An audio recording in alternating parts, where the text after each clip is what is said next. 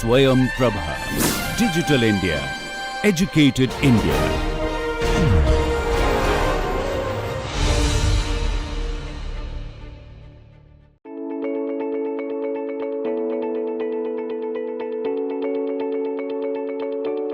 So then welcome to the 11th Gian lecture on high fidelity Letters-Bosman methods, and today we are actually entering one of the important high fidelity parts, which is the grid refinement. So far we always said that the Letters-Bosman method uses Cartesian grids. This is grids with constant resolution, which for fluid mechanics is of course a problem. Now, in the last 10 years or so, a lot of unstructured Letters-Bosman methods came into being. But we shall not forget that potentially this Cartesian grid thing that looks like a disadvantage of the Letters-Bosman method is actually an advantage of the method compared to other methods. It seems to be a little bit rigid, yeah. So you cannot easily change it. But then on the other side, this also simplifies your algorithm a lot. So you do not need to save, element equations for each and every element in your system. So the different elements or control volumes or whatever you have there, they do not need to know how big they are because they all have the same size. Yeah. So in essence, this simplifies the method a lot, and this allows us to spend more degrees of freedom doing actually more work than would be possible with the same amount of work, of effort, done in, for example, a control volume method where you have complete freedom of how to place these elements. So actually, these Cartesian grids are a big advantage of the Letters-Bosman method in practical terms, even though people may disagree with this. So it is both an advantage and disadvantage, yeah, because still you need to resolve something like boundary layers. And this is in particular a problem for external flows. So in internal flows, such like flow through pipes, yeah, engines or so on, they you actually get along with a really Cartesian grid with constant resolution quite well. But once you go to external flows, and this is actually where Letters-Bosman historically was used the most. So the historical application of the Letters-Bosman method is actually computing the drag force on cars. Yeah. So there's a company called EXA. They have since the 1990s selling this Letters-Bosman solver power flow. Yeah, so and this was sold to the automotive industry, and for a very long time this was actually the only software that was able to actually calculate from first principles the drag force on vehicles. And so most of the automotive industry during the 1990s and the 2000 years, they were relying on this particular software. And now if you want to calculate the drag on a car, what you're going to do is I've drawn this in the wrong way, so you would spend more space after the car than before the car, obviously. Yeah. They put this into a wind channel, a virtual wind channel, and then they don't actually need a lot of resolution up here, but you have to capture somehow the boundary layer, which means you you will have to get a finer grid here and potentially an even finer grid right at the boundary, meaning you would like to have a high resolution close to the surface. And the reason for this, of course, is that dissipation, so lots of the dynamics in the flow, is concentrated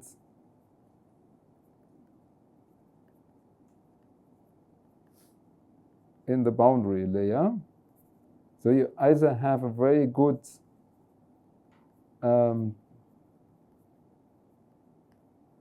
boundary equation. Boundary equations are difficult actually to derive, yeah, so they can make a lot of mistakes. So you either have a very good boundary equation or you have a lot of resolution close to the boundary, or in practice actually you need both, yeah, because you neither of the two is usually sufficient. So you have to have some specific boundary condition that mimics your boundary layer, and you need a high resolution on the surface, whereas there can be very little dynamics far away from the boundary, far from,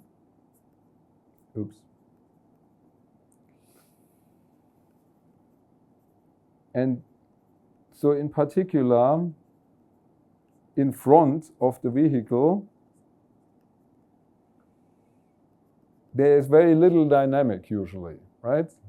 So here, you still need this mesh, yeah, because there is some dynamics that you have to capture, yeah, but the requirements on the resolution are very low. This means you would like to spend there only low resolution, yeah, obviously in order to save money, because money is always a problem. So the way this has been done like 30 years ago, so because as I said, the software was in use for solving exactly this kind of problems 30 years ago, is they used volumetric grid refinement, yeah? Say this was popular in the 1990s. There's actually a patent on this from this company. So how did this work? Let us look at our Cartesian grid. Trying to draw a Cartesian grid here. It's like this. Okay, I'm going to do this pretty often today. So say this is a coarse mesh. Now, because they came from a world that was thinking in control volumes, what they did is they defined the surroundings of one of these nodes as a cell, and in this here, this would be a coarse lattice cell.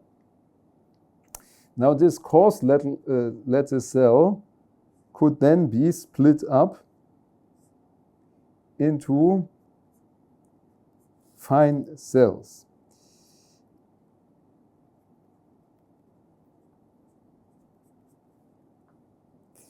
And this was done by the algorithm that they called in their patent explosion. So the good thing is you can just read the patent.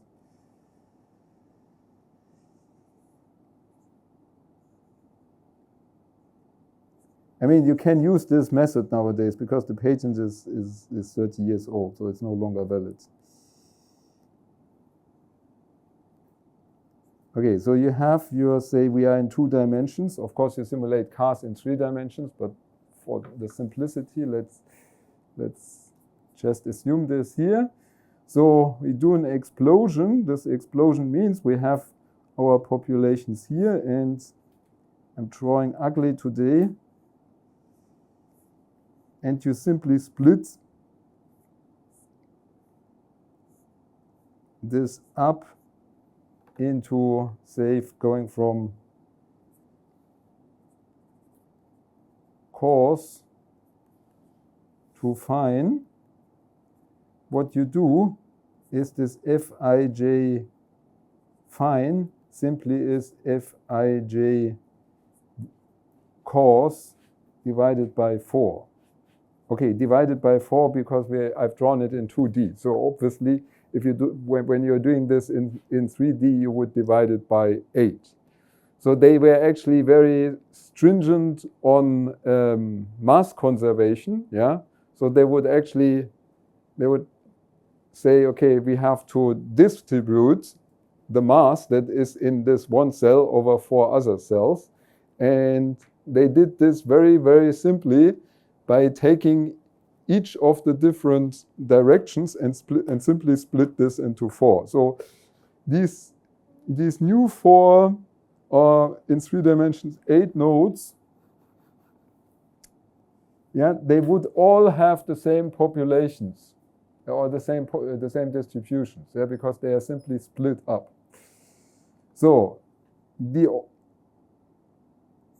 opposite of explosion is actually implosion, but they called it collapse. So collapse is you take these 4, or in 3 dimensions 8 cells, and you move them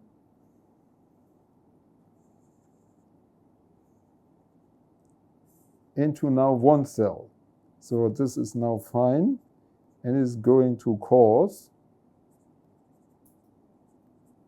So an Fij coarse will then simply be the sum of n equals to 1, 2, 3, to 4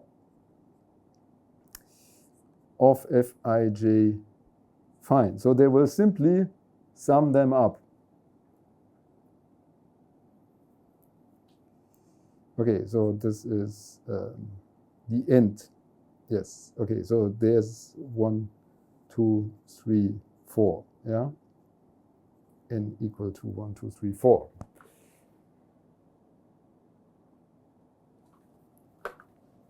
And this would then be combined with acoustic scaling.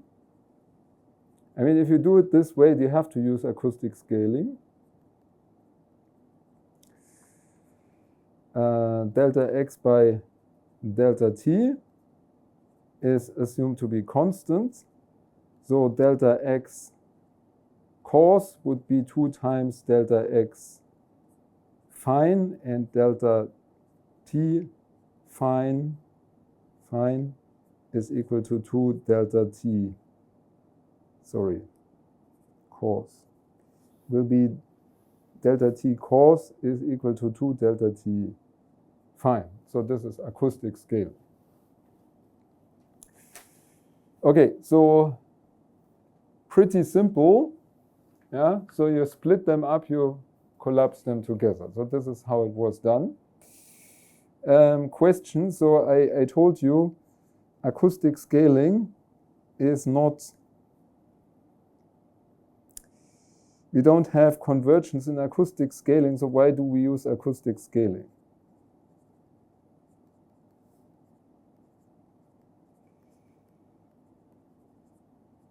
I mean, one thing, of course, is important. When you do grid refinement, you want to reduce the numerical error. Yeah. So what you can do with this, you can reduce the error in space with this. what you cannot do is you cannot reduce Galilean invariance error. So you cannot reduce errors in the velocity because the velocity is here constant, is not dependent on the resolution. Yeah? Therefore, the Mach error will not get smaller with finite grids in this setup. Okay? So, but why anyway we use acoustic scaling? So you may have different opinions about this. So some people say acoustic scaling is more efficient, yeah, because you have to use only two time steps on the fine grid instead of 4. Yeah. Now you can turn this argument around and say, actually, I don't want to refine my grid. I want to coarsen my grid, and when I coarsen my grid, I get longer time steps on the coarse grid. So this argument is somewhat strange because you could put it in favor for acoustic scaling and in disfavor for acoustic scaling, if you will. But there is a physical reason why we want to have this acoustic scaling, and this is related to the Snell-Descartes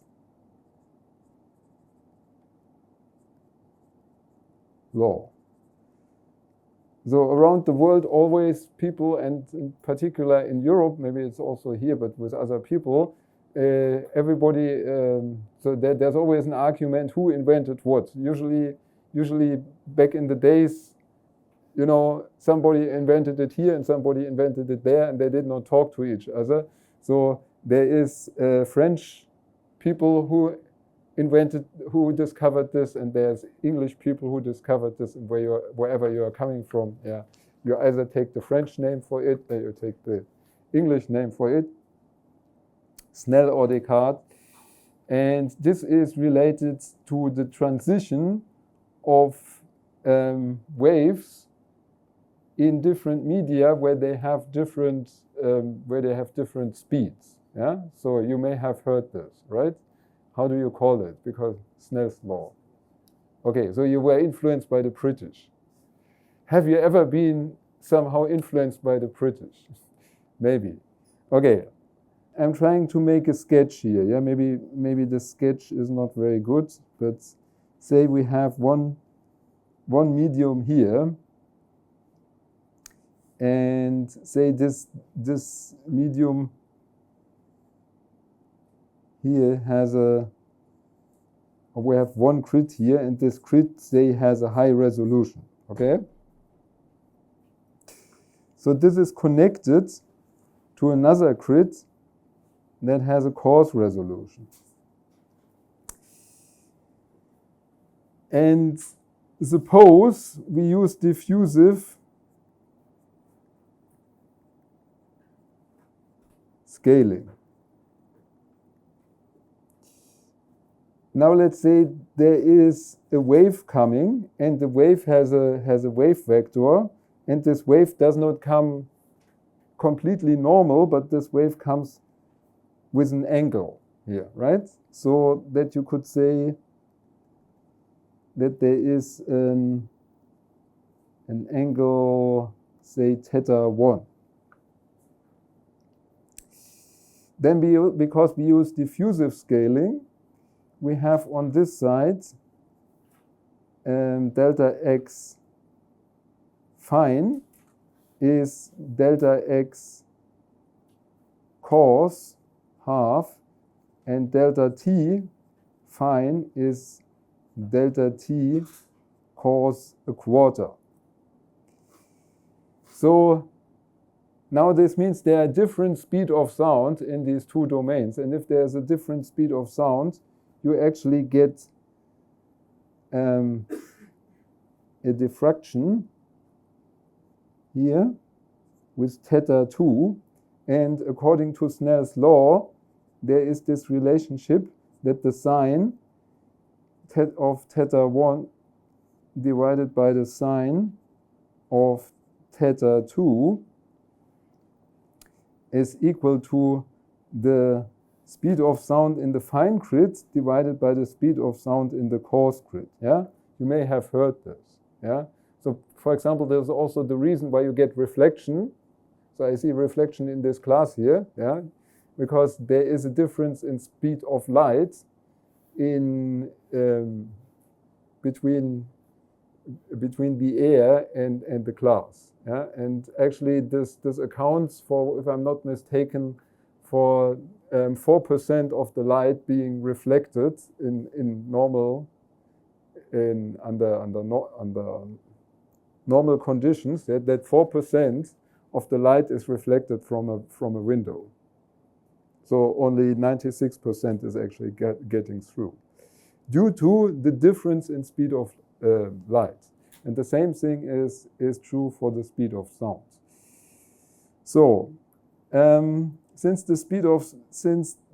these they have a difference of 2, what you have is that these signs are actually the difference is like 1/2. And now, if you remember, if you have a low, if phi is small, then sine phi is close to phi. So almost the angle will be double, right? In this case. So now if you use instead acoustic scaling, now I mean you see what this. I mean, it's easy to see what this means. You have delta x cos, delta x fine is delta x cos half, and delta t fine is delta t cos half, and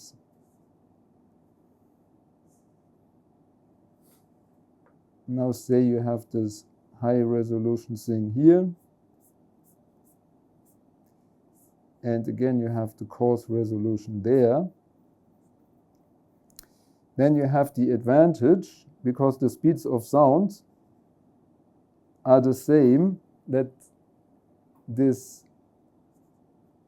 angle phi 1 is equal to this angle phi 2, because, of course, you get now I don't have any space here anymore, the sine of phi 1 divided by sine of phi 2 is Cs fine divided by Cs cos, and because they are the same.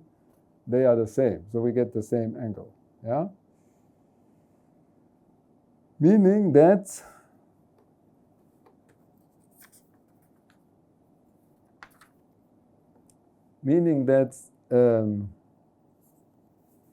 okay, give some more space here.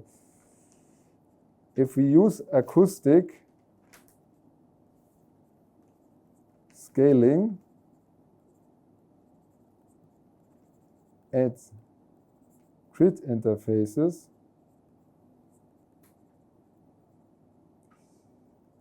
this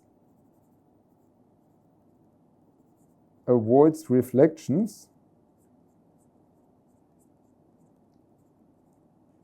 I mean, it avoids reflections 99%, 99 point something percent. If you look very detailed, then avoiding reflections completely altogether for other reasons other than the Snell's law is kind of difficult, in particular if you have very turbulent flow. Yeah, but 99% of the reflection, or more than 99% of the reflection, is suppressed by this, which is different from if you use a different kind of scaling. So, however, as we have learned, acoustic scaling requires a rescaling of the viscosity, and by so doing, it also requires a rescaling of the non-equilibrium part of the populations. So first of relaxation rates.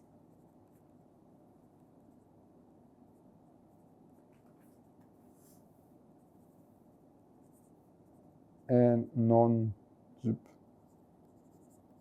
equilibrium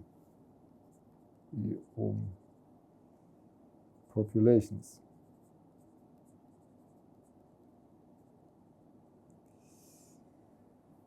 Okay, so how does the relaxation rate rescaling look like?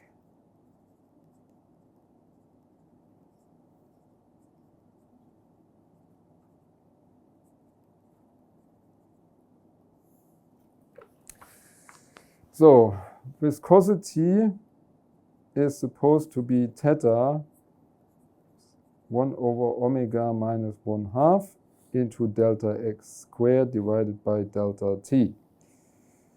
So if now viscosity is supposed to be the same, physically the same on all the grids, then we have theta 1 over omega cos minus 1/2 delta x cos squared by delta t. Cos is equal to theta 1 over omega fine minus 1/2 delta x fine squared divided by delta t fine. Now you can eliminate stuff and solve this. For example, say we are given omega cos, then we can solve this for omega fine, or 1 over omega fine, to make it easier to write down. And this turns out to be delta x cos squared divided by delta t cos times delta t fine divided by delta x fine square. So all of this into 1 over omega cos minus 1/2 and then plus 1/2. So, and if we have a refinement factor of 2, yeah, then this here turns out to be 2, such that we can write this as 1 over omega fine is equal to 2 over omega cos minus 1/2. So this is what you get if you refine one level. Yeah. Obviously, if you refine another level, you would have to apply this recursively. Okay. Now this is how it's done for the last 30 years. Actually, not anymore, but it has been. So volumetric refinement, wrapping up. So what is the good thing? The good thing, it is still, I think it is still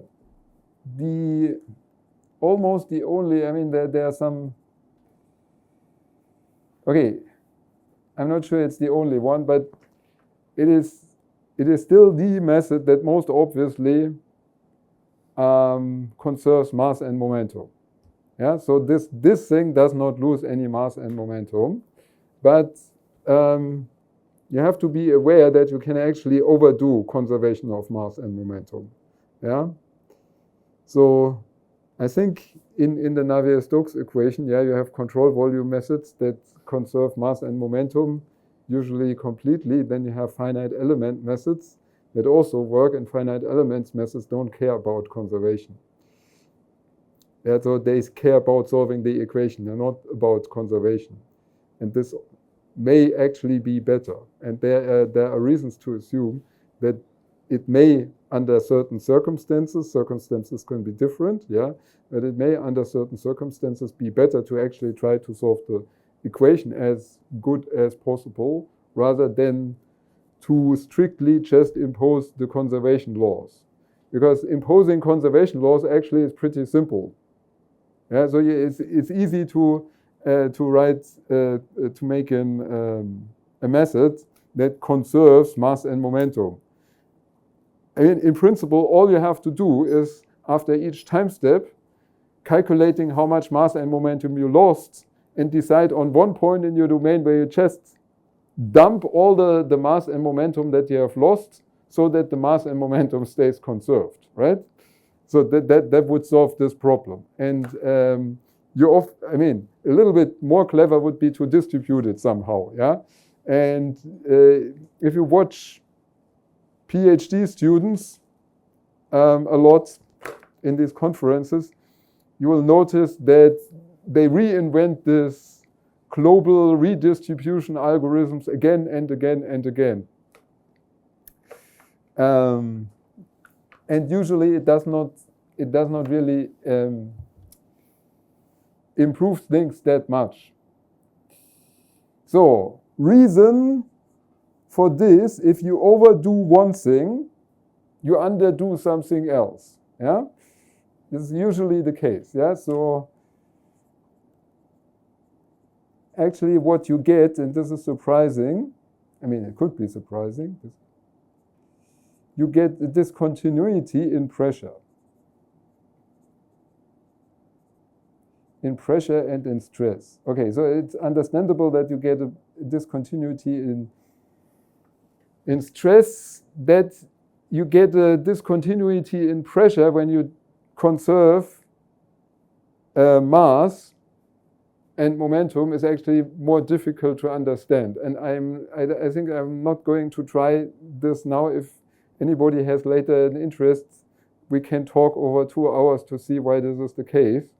But the observation is, and this is one of the disadvantages simply by observation of these methods, is that they generate discontinuities in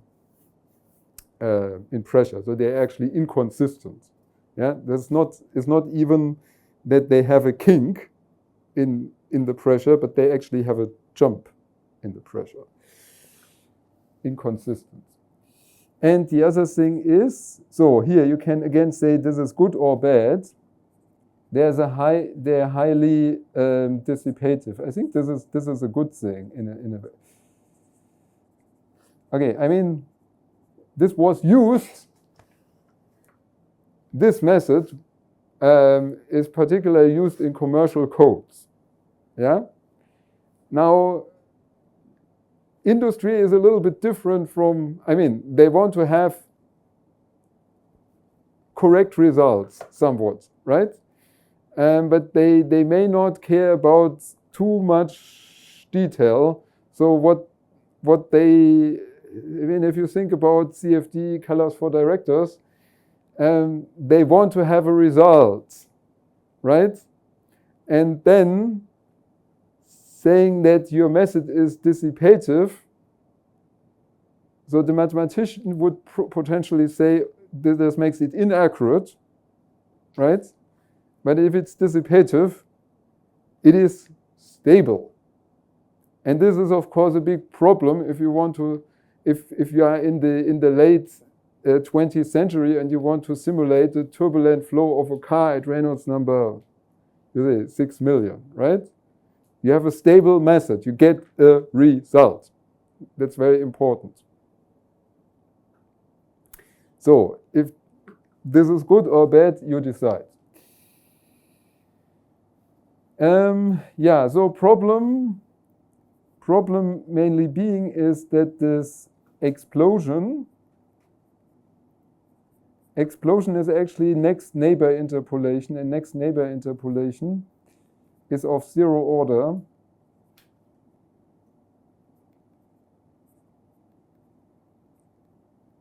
Zero-order interpolation.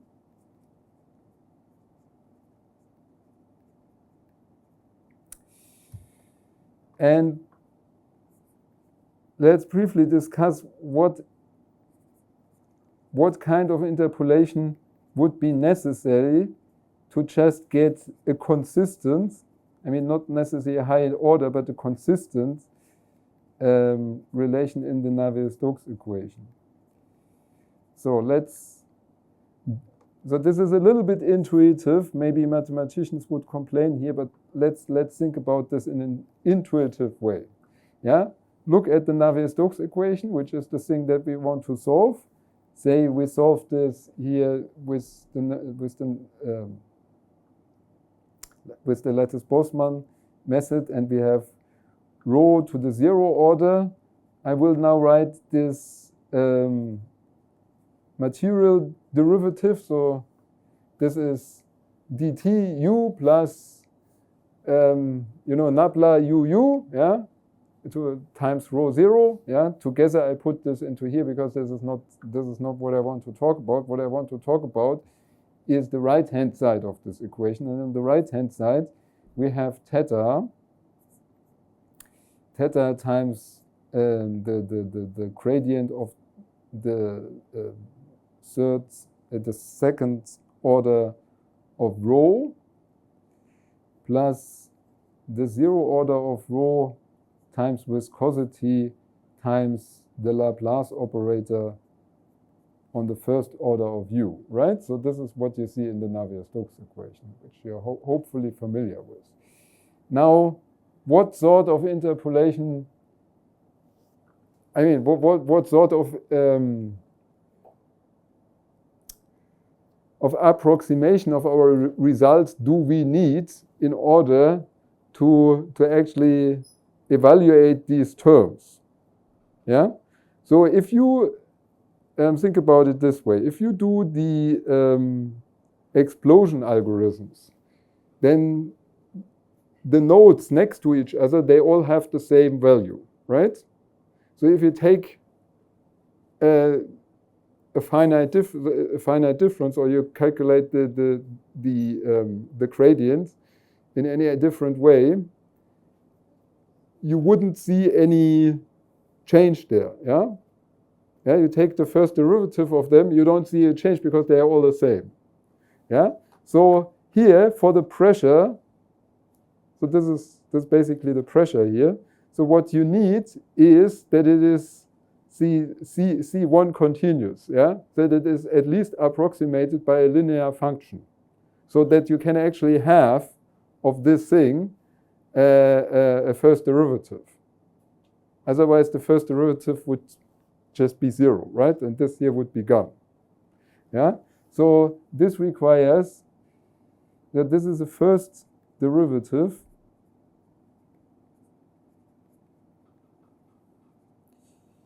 and this requires at least linear interpolation.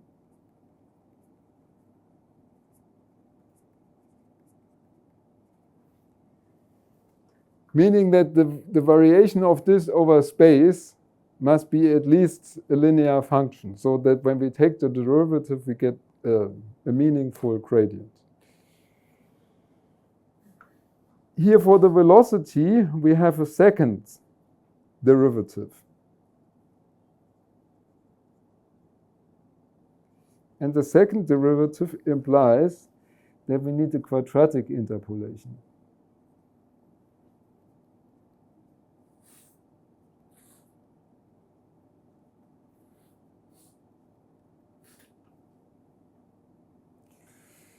So obviously, when we do explosion, we don't have this.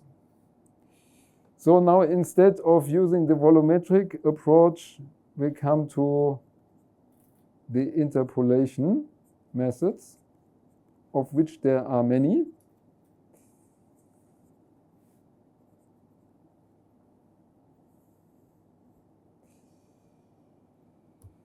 And one of the classical examples, also coming out of the 90s, is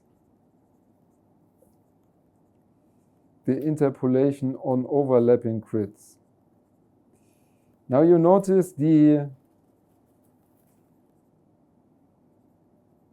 the volumetric method, the grid points were not overlapping. And there was an interpretation that is kind of different from the interpretation that we had so far. And in a way, this is also important. So our interpretation was that we have a collocation method with letters Boltzmann, yeah, that we have that we measure the macroscopic variables at collision time, which means we have the velocities and the density or the mass on these nodes, right? The interpretation that was used by power flow is that the velocity and the density is the average in that cell. Yeah? So you will find in literature different interpretations and different wordings where people speak about lattice cells and lattice nodes. I don't know how the Krüger book deals with this. Does it say with cells or does it say with nodes? Anybody remember? So I mean, there are two religions, so to speak. Yeah, the one believe in cells and the other one believe in nodes.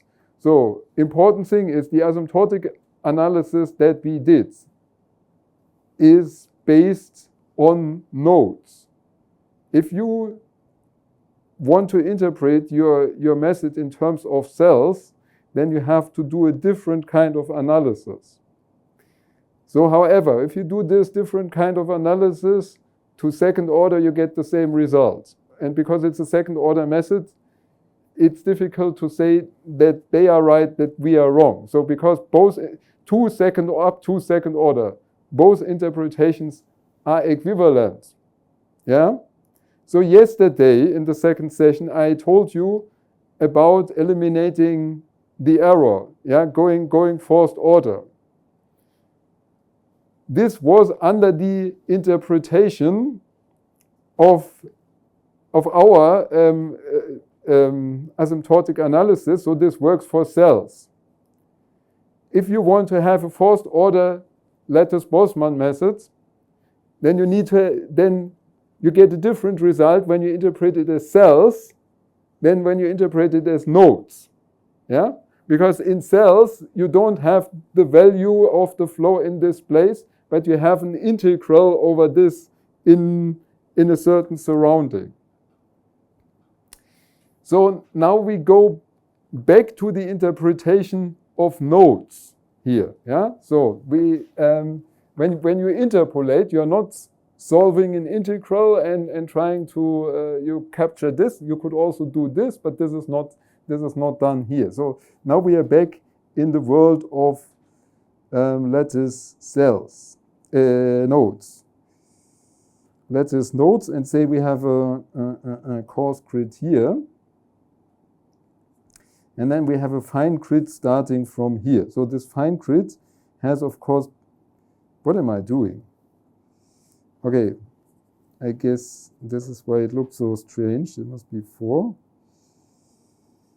Okay, so they have, say again, they have twice the resolution. And here we have something that we call hanging nodes. So this hanging nodes, they require interpolation in space.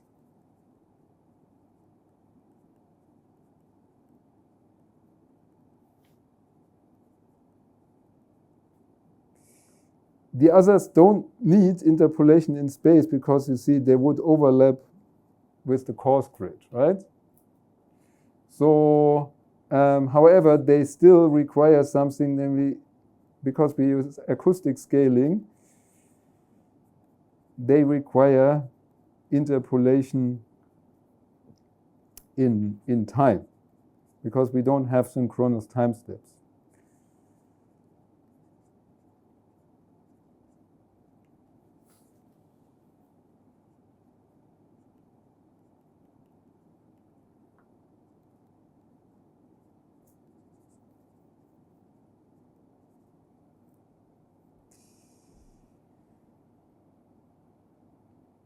So, and these nodes, obviously, they don't need any interpolation because they exist on both grids, yeah? Which may be a good thing or a bad thing. Let's see. So, what we need is to have a data transfer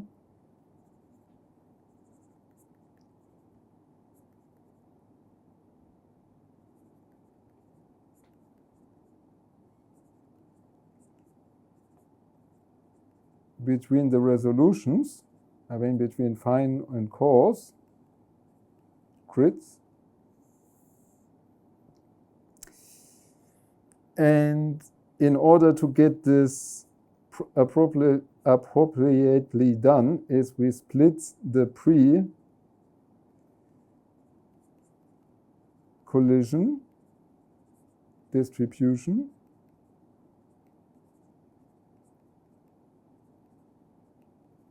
in an equilibrium and non-equilibrium part.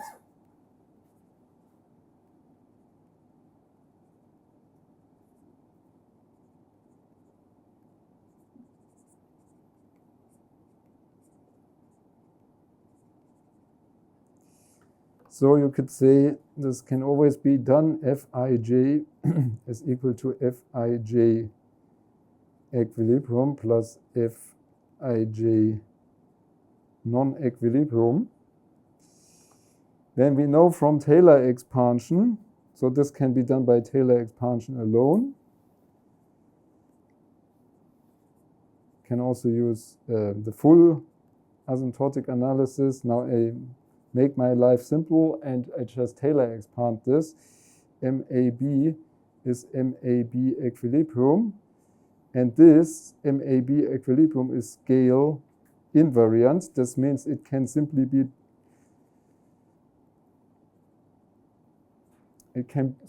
transferred between the different resolutions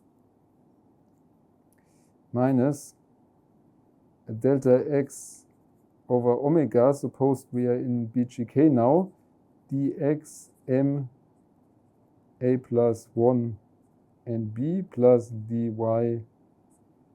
m a b plus 1. So usually over bar.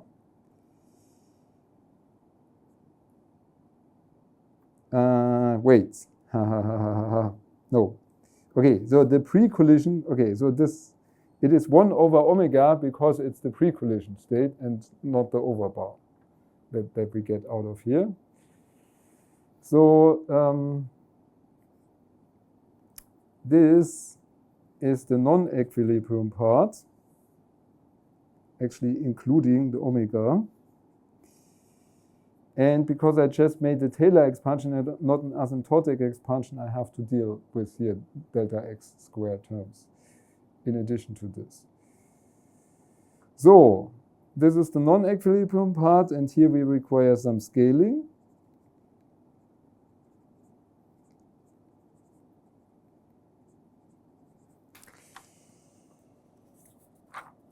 And this can be done for the populations itself by Fi. So the fine one becomes the coarse one in equilibrium without change, plus delta x fine divided by omega fine times omega coarse divided by delta x coarse, the coarse non-equilibrium population, and the other way around, Fij coarse can be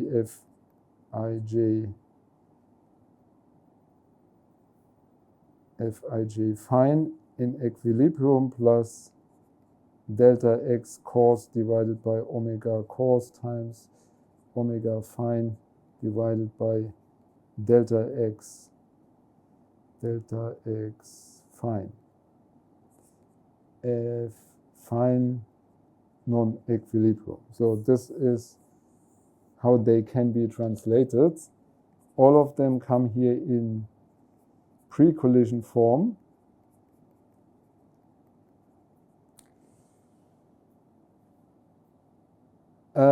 So the first methods that used them, that used this kind of interpolation, actually did this on the post-collision part. So this made other people very happy because they could write a paper by saying, oh, we just do it on the pre-collision and so we are so much better. Actually, doing it on the post-collision part has a disadvantage at a certain has a singularity at a certain viscosity that doesn't play a big role because this certain viscosity is very high, so you seldom use them. But anyway, using pre-collision scaling is likely more versatile in that sense, because post-collision scaling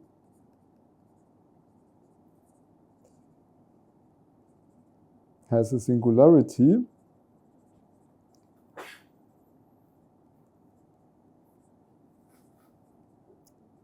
at omega equals to 1. So this cannot handle this particular case. So now what you have to deal with is the interpolation of these hanging nodes.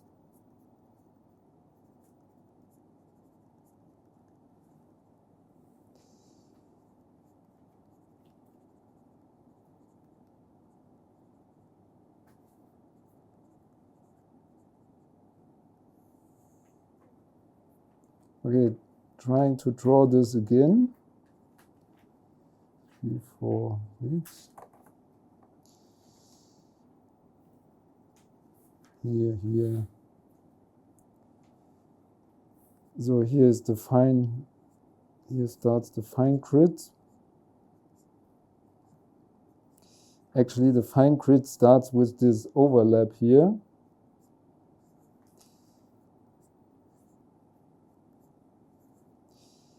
And here we have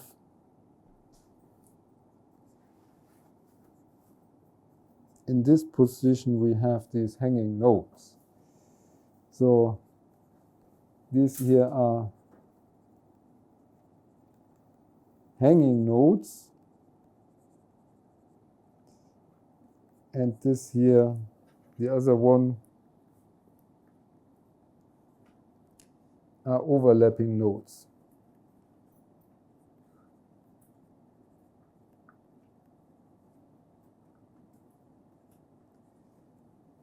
So the hanging nodes need some interpolation, and the interpolation that we apply to the hanging nodes is done like this.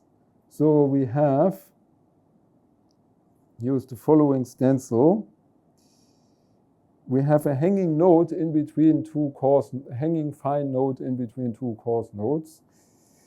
And this is not enough. We need to take the next two hanging coarse nodes into consideration. So this is the interpolation stencil.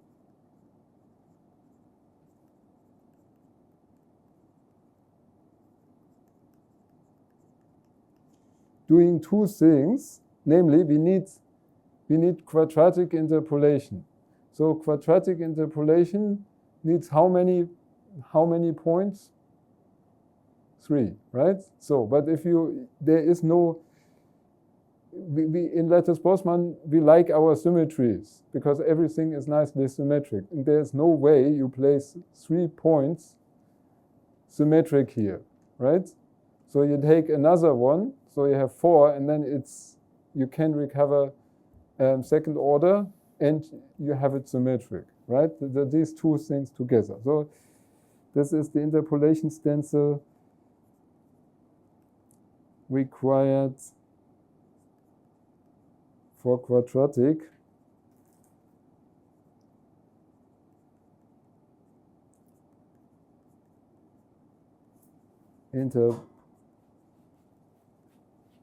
interpolation and symmetry.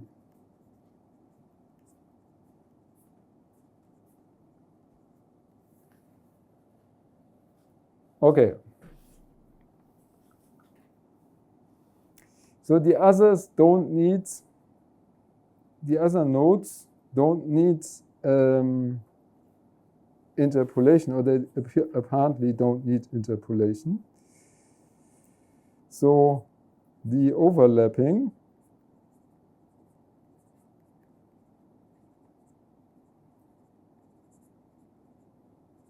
apparently, okay, I'm nasty writing this here.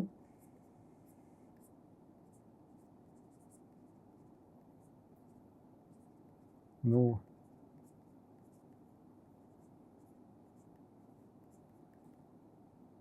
Okay, they need interpolation in time, but they don't need interpolation in space.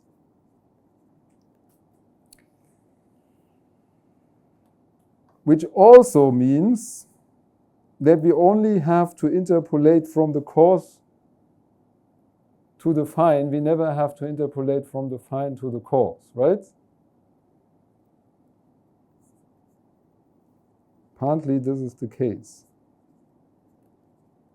No interpolation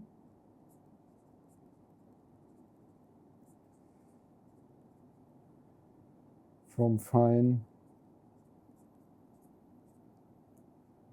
to coarse.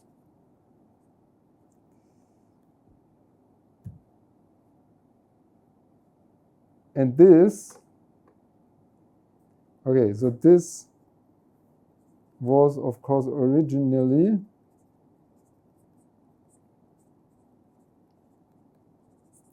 considered to be an advantage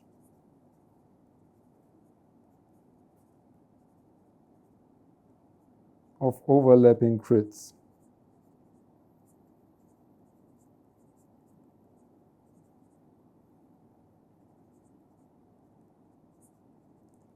Over staggered grids. So staggered grids is the one that was used in the volumetric approach.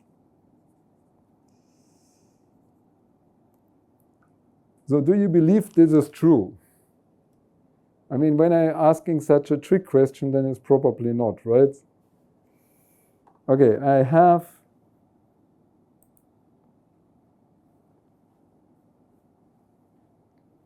a picture here prepared by one of my colleagues, Sebastian Geller. Okay, some time old, 2011.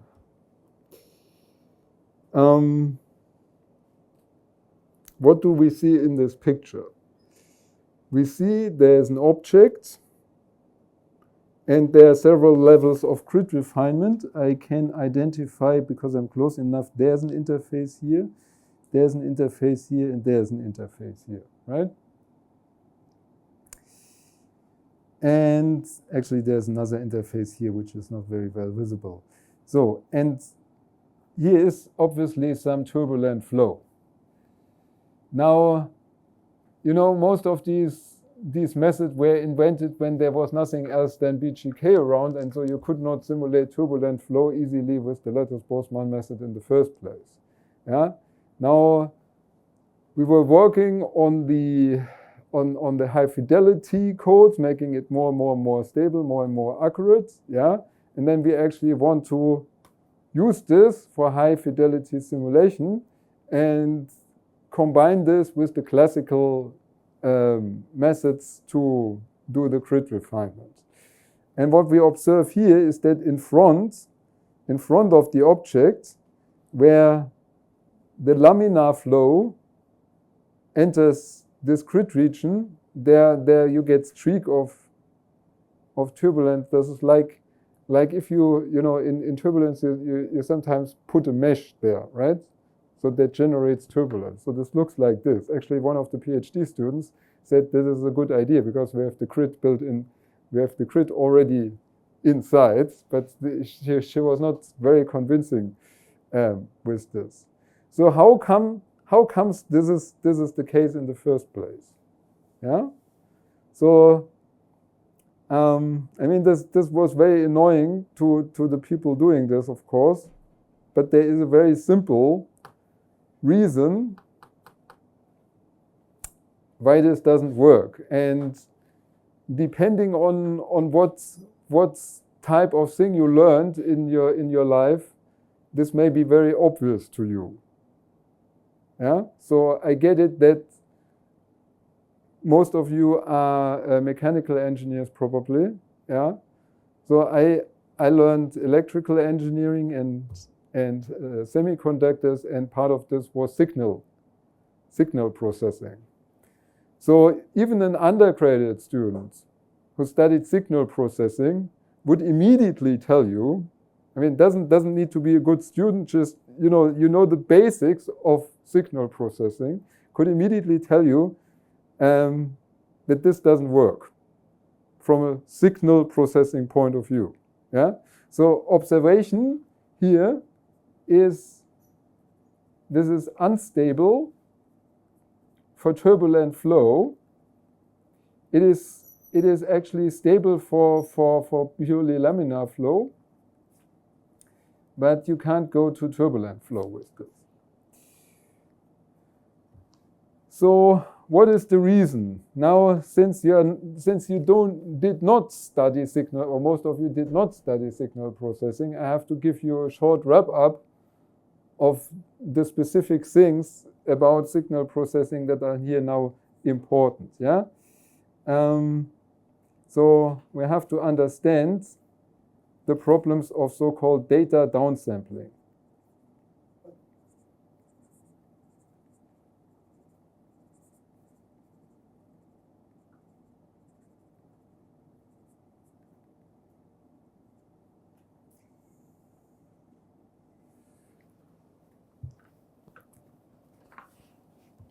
And there is a theorem due to Shannon.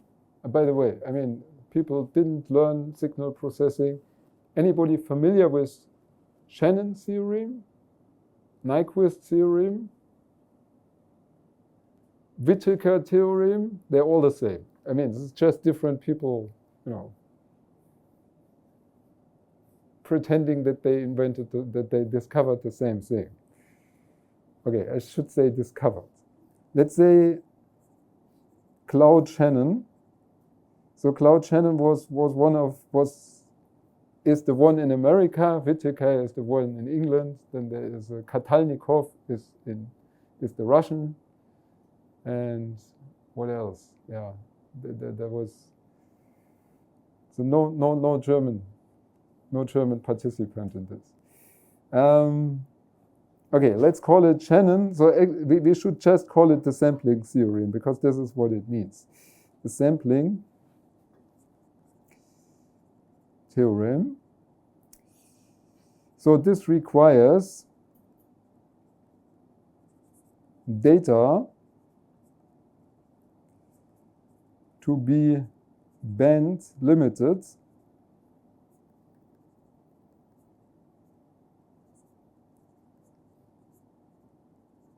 at half the sampling frequency.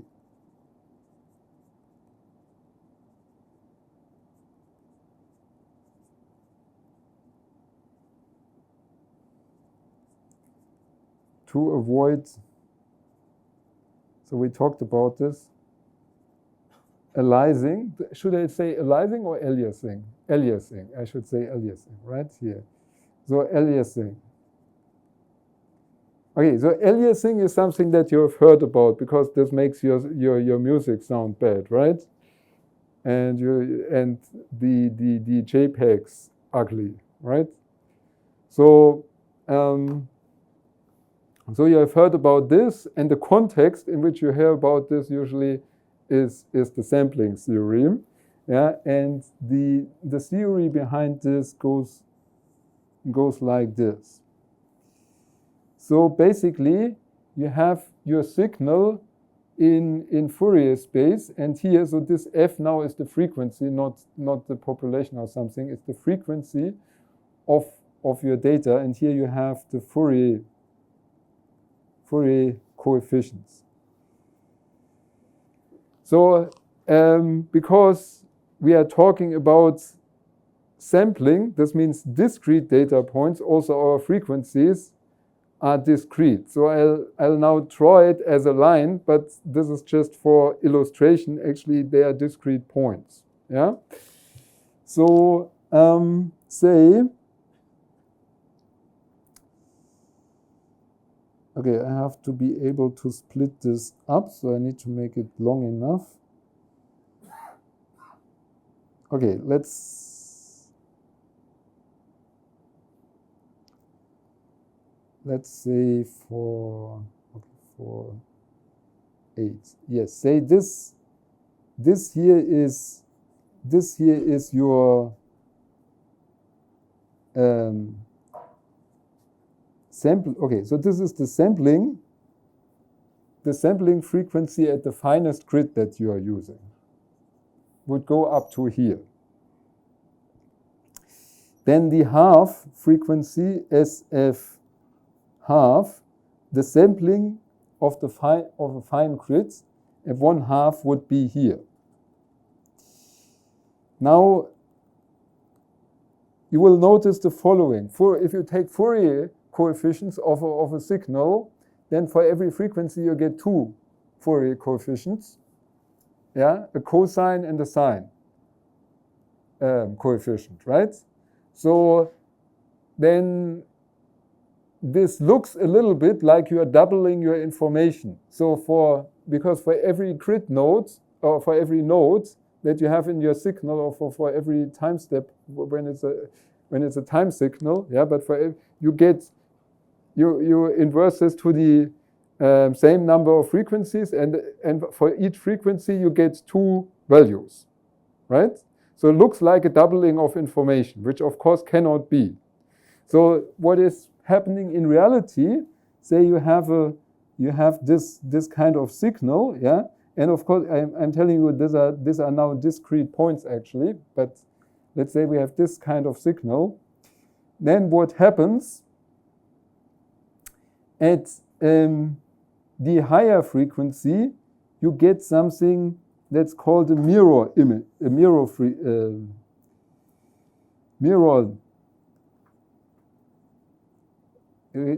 data. So simply, the spectrum of your signal is mirrored around this half frequency. Yeah. So that's fine as long as this thing goes down here to 0 quickly enough. Now let's say you want to combine this. You want to combine this with a coarser grid. So you do a sampling on a coarser grid. So here is actually FS coarse grid, so half the frequency. So you have this half frequency here. Now assuming you're using the same signal. So what happens? You get a mirror image around here. And now you notice that in this region, the signal is non-zero. Yeah, and I said that we get here mirror image. So this part here is mirrored into this range, but this range is also mirrored into the other range. Now problem is they are not zero. So what will happen? What is happening is that they will overlap. So the image, so they will be now mirrored. I don't draw it very, very beautifully, yeah, but they will be mirrored here, and they will what is actually in this domain, yeah, will be put in between here.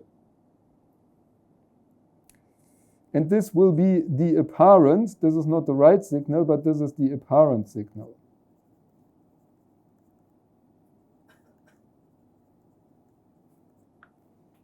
With our aliasing problem. So this happens if you undersample your signal. Yeah? So this means that something that should be actually high frequency, but what does not fit into your sampling will turn out to be of low frequency. So this happens. Okay, let us write this down. This is a Fourier transform of discrete data points. Okay, and FSF is sampling frequency on the fine grids, and FSC is the sampling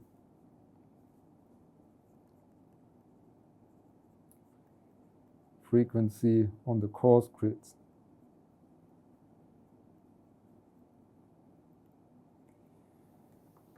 So now this sampling produces this spurious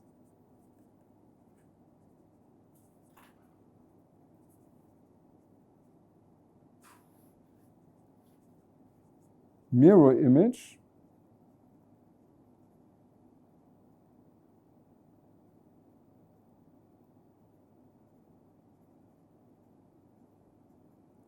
at Fs half, meaning that the signal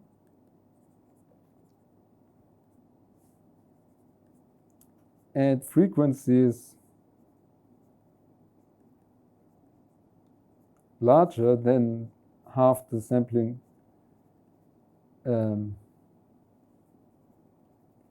frequency cannot be distinguished from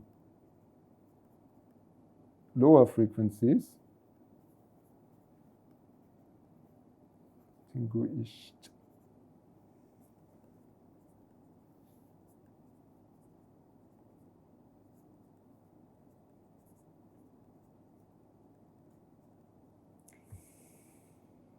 And this means you would actually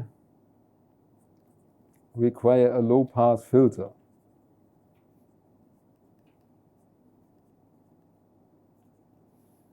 Before you sample. And this is also the way this can be done and has been done successfully in the lattice-Boltzmann method, grid refinement. So now you may also understand why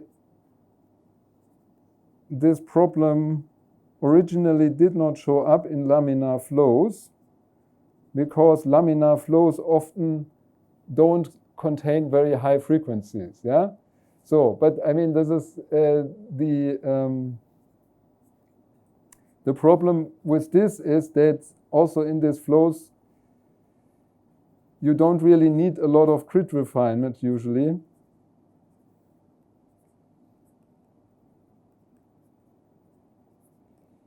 So basically you can work only with this grids if you're with this type of grid refinement if your flow is well resolved on the coarse grid. Yeah, if it's well resolved on the coarse grid, so meaning that it has no frequency contribution above half the sampling frequency, then you can do this. Otherwise, it will turn out to give you wrong results. And turbulent flows are usually, yeah, they are also band limited, as you know, but they are band limited only by the Kolmogorov frequency. And this Kolmogorov frequency you would need not only to resolve on the fine grid, but also on the coarse grid. In particular on the coarse grid in order to avoid this aliasing.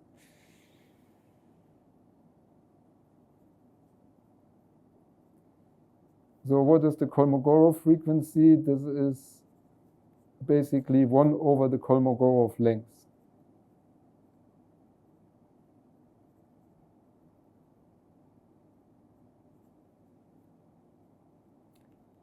So I guess I don't need to explain the Kolmogorov length here. So this is the smallest length scale at which we would observe vortices in turbulent flow. So one other observation is that the staggered grids, so this was the one that there was actually the patent on, not for that reason. So they work, staggered grids works without any filter. And the reason for this is that staggering your grid already filters. Yeah? The thing is, if you have a staggered grid, then you don't have any overlap, then you obviously have to interpolate all of them. All the nodes are interpolated on staggered grids.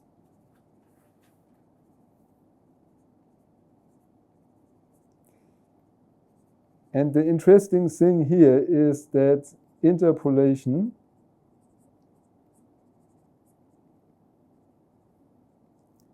is a low-pass filter.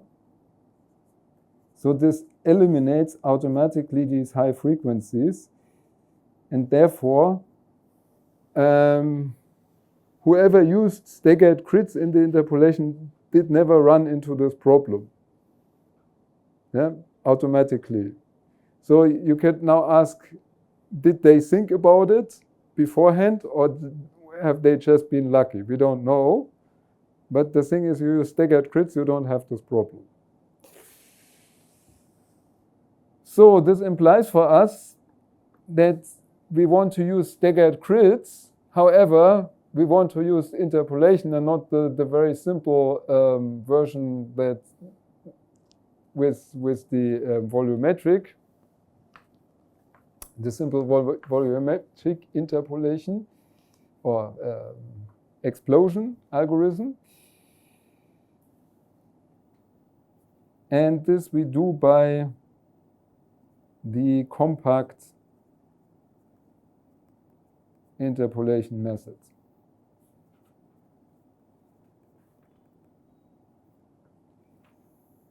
So compact interpolation. What's our problem?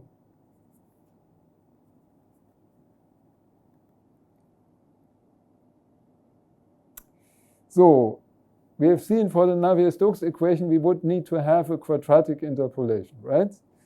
So, but quadratic interpolation requires relatively large stencils, and this is always a problem because large stencils mean a lot of cost and problems at boundary conditions because they have missing neighbors. Yeah? So quadratic interpolation at interfaces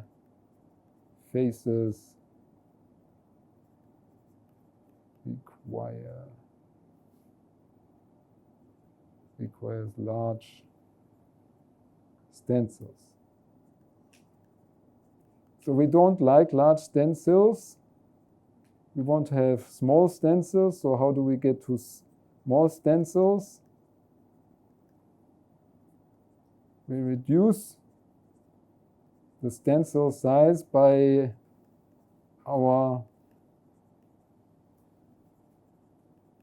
the results of our asymptotic analysis.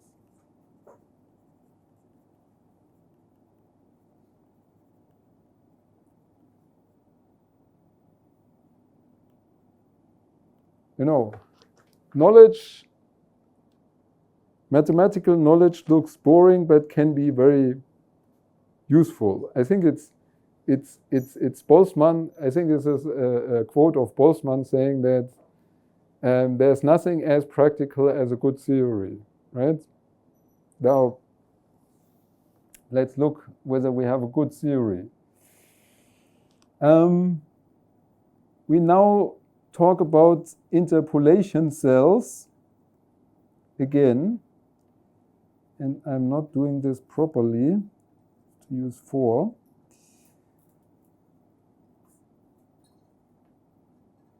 So in this type of compact interpolation, we also use cells. Now, there's something very important to keep in mind, that we understand cells completely different from how the volumetric method interprets cells. So the volumetric interpretation of a cell is this, the node is in the center, and we put something that crystallographic people call the Wigner-Seitz cell. Did you hear about this? No. Okay. So we put the smallest volume around the node that actually would fill then the volume, right? The entire space. So, and this is the volume associated with that node. In these interpolation cells, the interpretation is different. We have, because our interpretation is not that we have the average over a volume, but we have a collocation method where we have the value at a certain point. Meaning that in this cell, we put the nodes at the corners, yeah, not in the center. So, and so this here is an interpolation cell. And this interpolation cell is used to recover,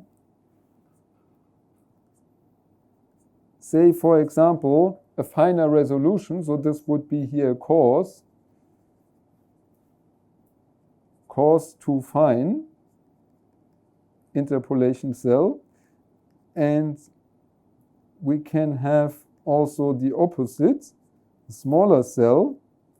Okay, let's draw this with circles. And this would be a fine to coarse interpolation cell.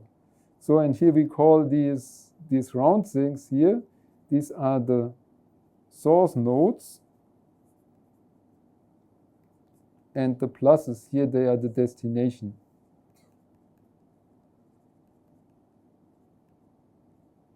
nodes. So information that we are using for the interpolation in order to be consistent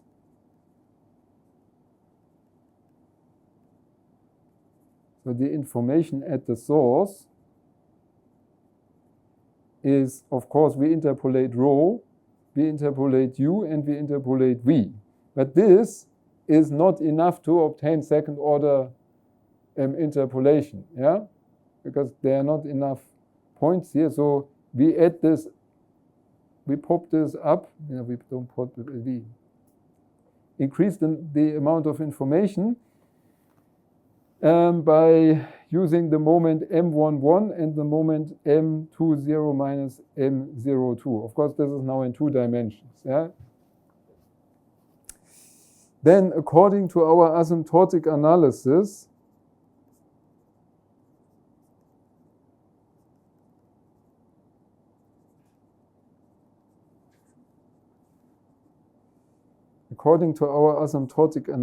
we can write m11 to second order minus m11 to second order equilibrium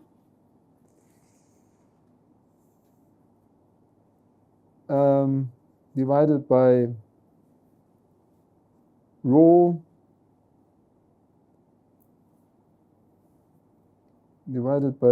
actually to, wait, rho 0 is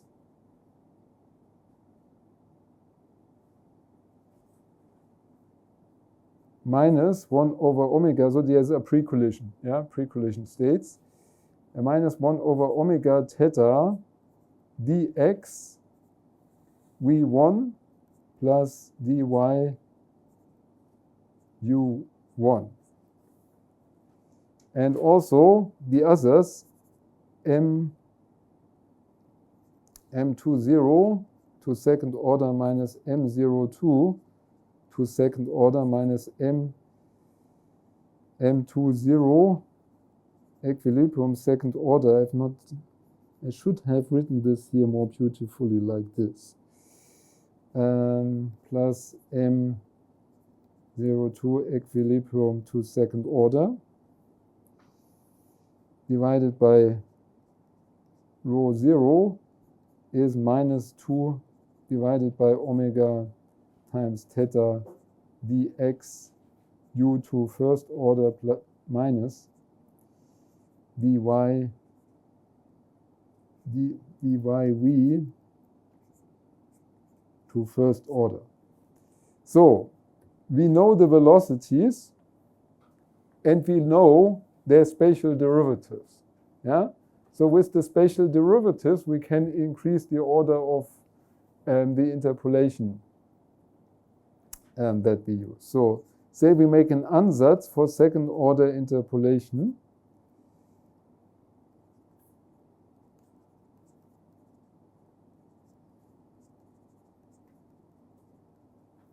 Functions. So in saying that we want to recover u in x and y, yeah?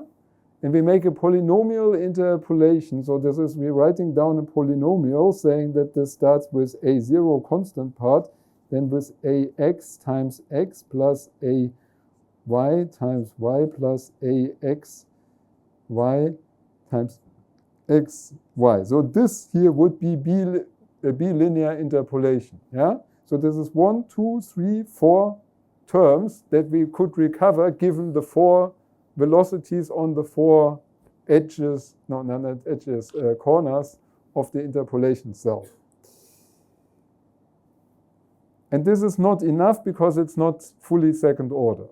So in order to get it fully second order, we have to add ax x square plus a y square.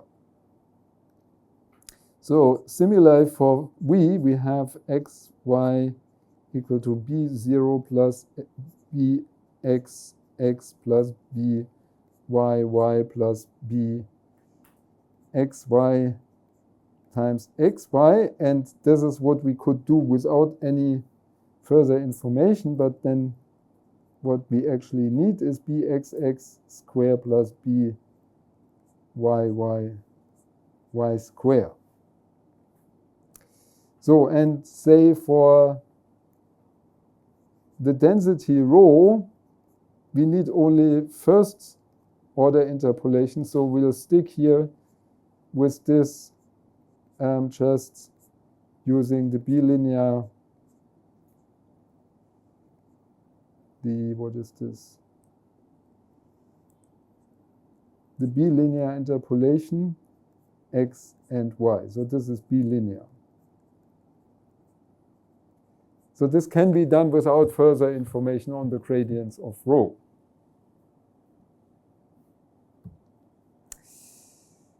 Okay, now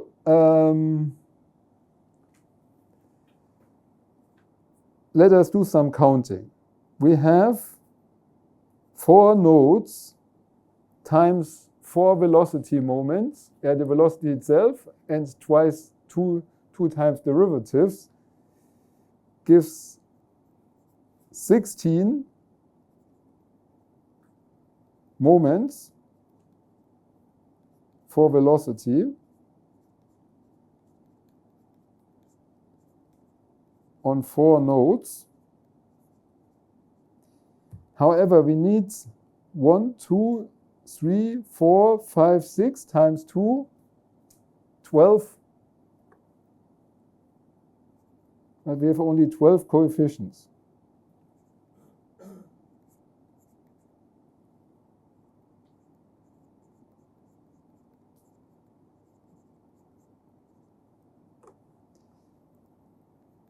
This means we have an over-specified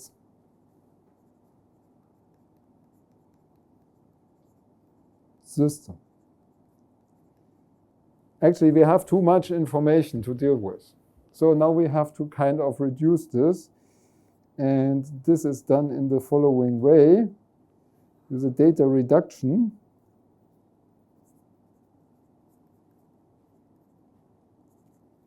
With finite differences.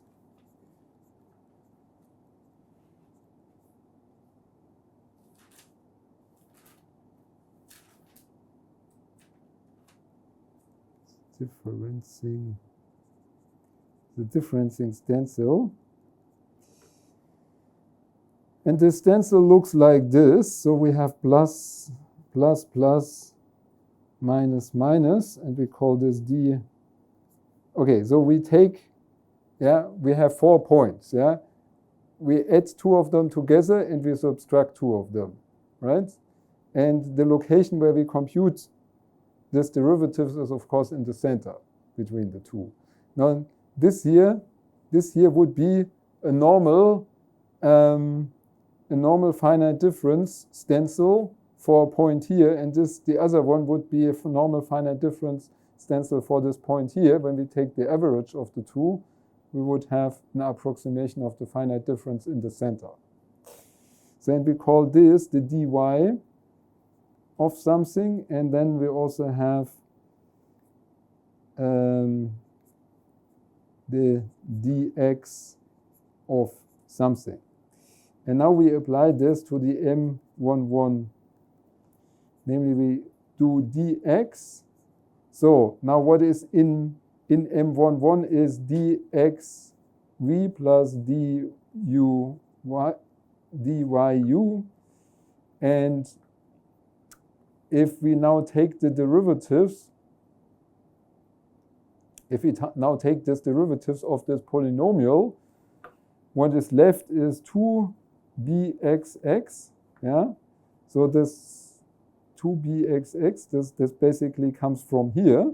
So because we are taking the x derivative, no, this comes from this here. So we take the x derivative from here and another x derivative from here of this. This gives us a 2bxx twice the, and then we have dx dy on u. This is plus axy. And if we take the other one, if dxv plus dy u, and this gives us bxy plus 2ayy. And we apply the same thing to m20 minus m02. Here we get to dxu minus dy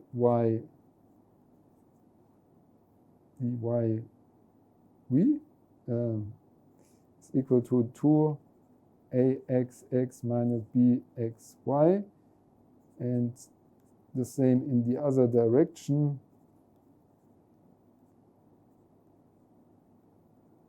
Is axy minus 2byy. So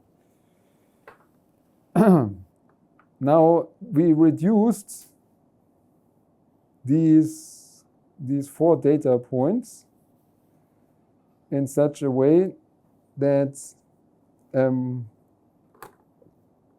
that now we can solve the equations for the coefficients. So all the other coefficients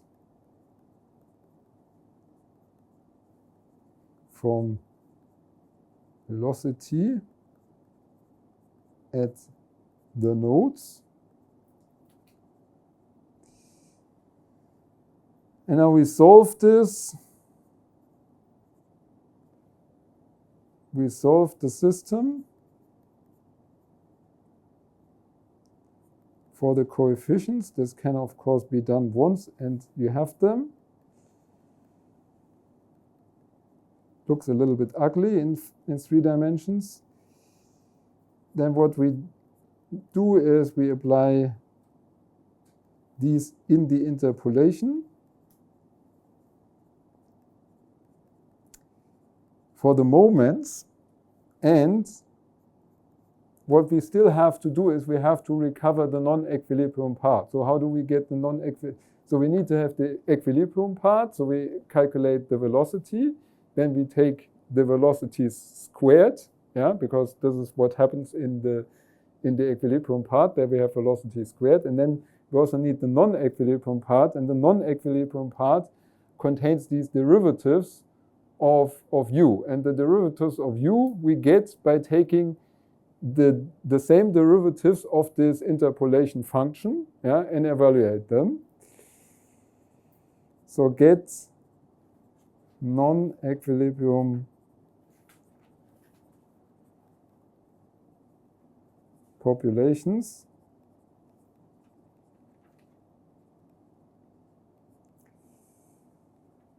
from the derivatives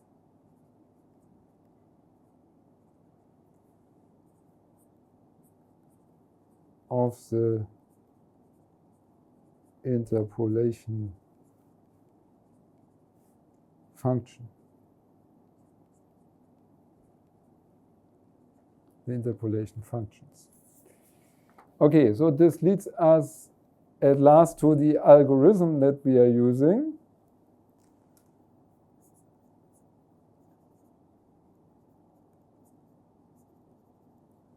Okay, for this algorithm, I have to draw again a grid. This, say we have a fine grid on the left side now, because I think I've always drawn the fine grid on the right side before. Okay, but now in order for me to be,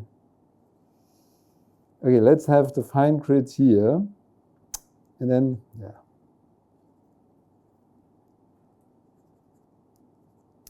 Have a fine grid here.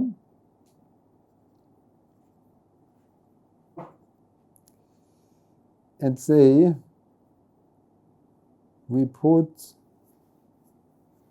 one interpolation cell to this and the next interpolation cell to this here, and maybe I'll make it a little bit shorter because we don't need these. So then goes the fine grids on, and we would have the next coarse grids cell, we would have them here, and 1, 2, 3, 4 on, and here. And say we put these guys here. So now how would we put our cells? Now from here, so this is obviously fine, and from here we only have coarse, and say we have this overlap. We have this overlapping system like this. Yeah? So where these here are the fine cells on the left side for interpolation, and we have shown here one coarse on the right side, and this of course would now go on like this. So now assume we have here step number 1. All nodes have known values. Also, all nodes are known. All populations on the nodes are known. Now let me be a little lazy now. I know you have it more difficult, but I'm going to I'm trying to, okay, I'm not able to. So I'm trying to copy this, and then I'm pasting my same grid here for the next step, for step number 2. So we do step 2. In this step 2, we do a fine time step. So remember, we have acoustic scaling, so we have 2 fine time steps during one coarse fine step. So one fine time step means, because these fine nodes here, they don't have any neighbors on their right side, right? They don't have any neighbors, so there's no streaming to them, so they become invalid in this time step. So we have to forget about them, bless you. So this thing is followed by another fine time step, because there are 2 of them. So this is, say, step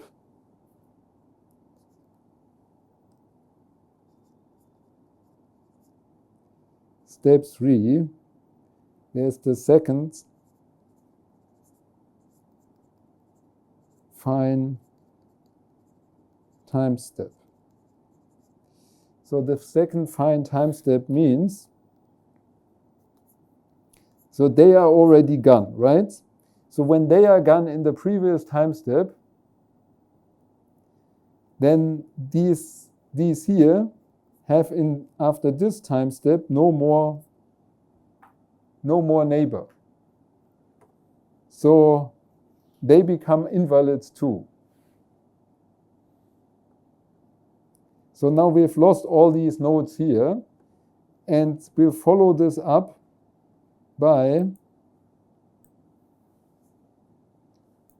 one coarse time step. So this is now step number, what am I doing? Step 4.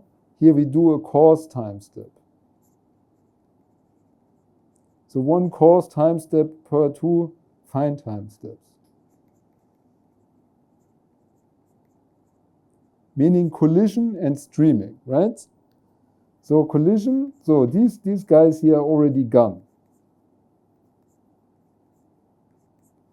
So and then we do collision and streaming on the coarse grid, and because after streaming they don't have any neighbors on their left side, they will be gone. People are starting to take pictures because it's too difficult to draw this, right? Yeah. Okay. So now everything that has been interpolated before is gone, but now we have done 2 time steps on the fine grid and 1 time step on the coarse grid. So now this fine and coarse, they are now again synchronous. Yeah, this is time for synchronizing them. And this is the 5th and last step here.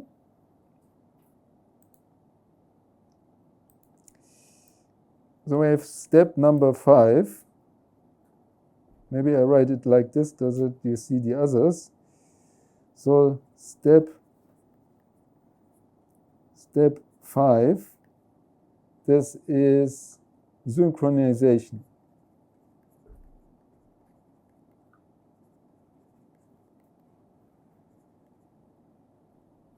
So we do synchronization. That means we have the interpolation.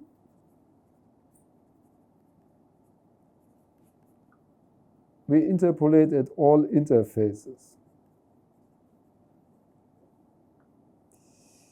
Meaning, let me use this now. We recover these nodes here, yeah, from interpolation, and also these nodes here again from interpolation, all at the same time. So after this, all the nodes are again known, and we can return to step number 1 and go on. So doing these things, doing it this way, with the overlap, has the property, which we think is an advantage, that we do not need any interpolation in time. No interpolation in time is required. And also, no special treatment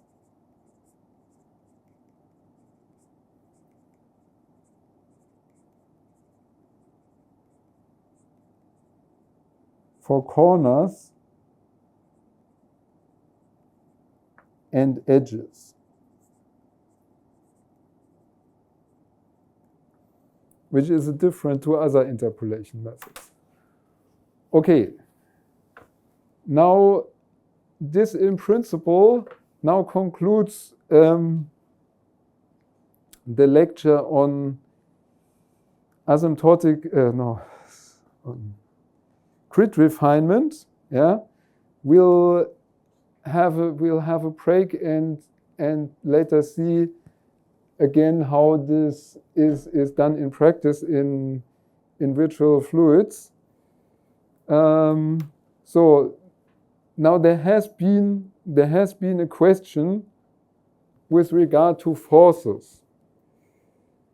Yeah, because I was not explaining anything about forces in this lecture, and somebody wanted to have me talking a little bit about forces. So what we could do is I could spontaneously tell you something about forces, and I could, for example, do this now, or we'll do it after some break.